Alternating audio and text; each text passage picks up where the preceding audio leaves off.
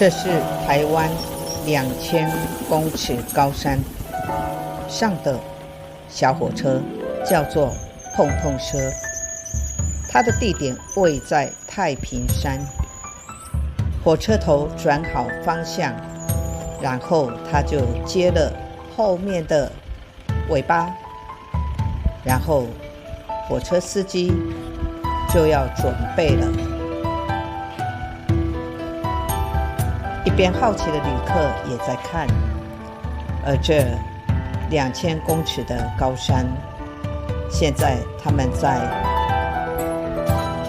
这个火车站看着火车，周围还有漂亮的森林。